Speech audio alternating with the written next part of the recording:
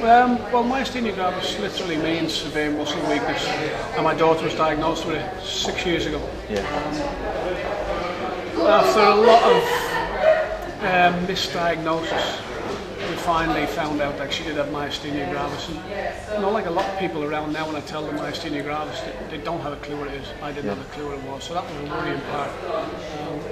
But then you find out it can be controlled with steroids and operation. Elizabeth had an operation to remove a gland at the back of the chest wall, which really does, it means a big surgical operation, open the chest wall, take this thymus gland away, and it does work with some patients, but not with them all. Fortunately, it worked for Elizabeth, but I've seen many people who it hasn't worked for, who get by day on large amounts of steroids to try and get them through the day.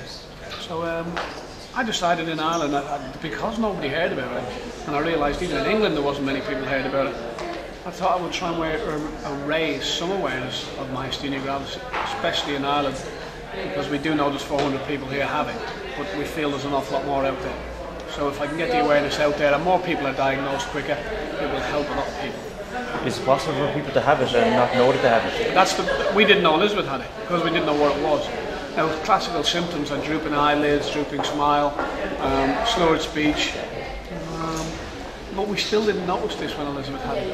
But when she's continually falling over, because she doesn't have any strength in her legs, she fell downstairs in a nightclub, which wasn't through alcohol, it was like weakness in her legs. And then you start to think there's something wrong. But the classic symptoms are the drooping eyelids and the drooping smile, and you have to try and look out for these signs. And is it something that someone develops, or are they born with it? I'm not too sure, to tell you the truth. Because Elizabeth was okay up till she started falling over, like at 17, 18 years of age. We find out later on, many times she was falling over, we didn't know about. She was having to climb up the railings, and people were going past in the afternoon saying, you want to water your drinks down a bit and things like that. Yeah. It must have been difficult for her, and wondering why she kept falling over and couldn't get up. But as I say, Elizabeth was a little bit more fortunate than others because she was fairly well diagnosed fairly early. There was a myasthenia gravis, a doctor in Liverpool who specialised in myasthenia gravis, and he spotted it straight away when we took her, eventually when we got her to see him, because doctors, GPs were saying it was yuppie flu and things like that. But once she was diagnosed, it was great then. And is there anything that people can do as a preventative measure, or is it just something?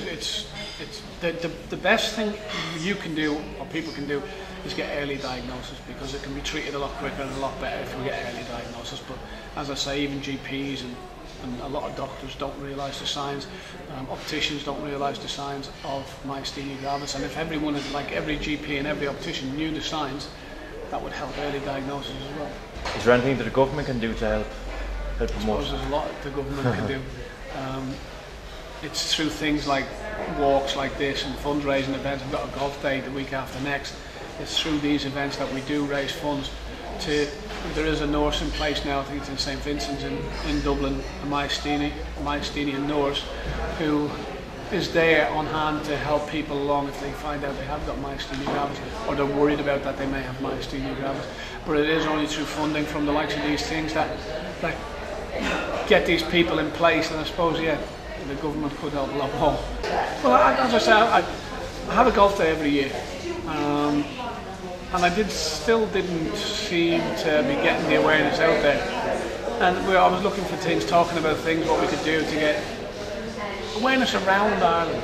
And some people talk about jumping out of an aeroplane and that. I wasn't into that. And then I thought, well, can we do a walk somewhere across Ireland or somewhere in Ireland? And we decided that there's a big MG, myasthenia gravis, in Galway. I said we'll do a walk down from Galway to Dublin, where most of it goes on. And we just put ideas together where we could go, what we could do. And we picked out some great scenic routes in Ireland. The Western Way, Sleep Bloom, Kevin's Way, and then Glendalough in around Killiney, Greystones into Dublin that way. Some nice scenic views all the way. People want to join in, they can, it's not going to kill them to walk that far. It's not 1,000,000 miles, it's like 80, 90 miles we'll do.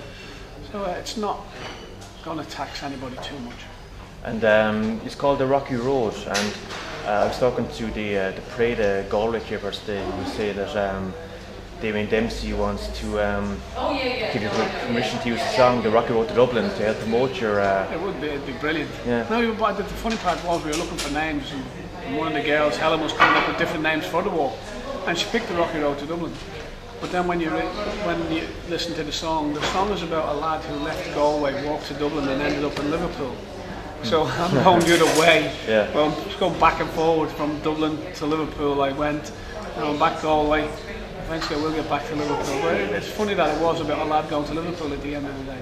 Yeah. Okay, well, thanks. That's everything. Thanks again for your time. All right. Really appreciate it. Good luck at the walk today. Thanks very much. Thanks very much.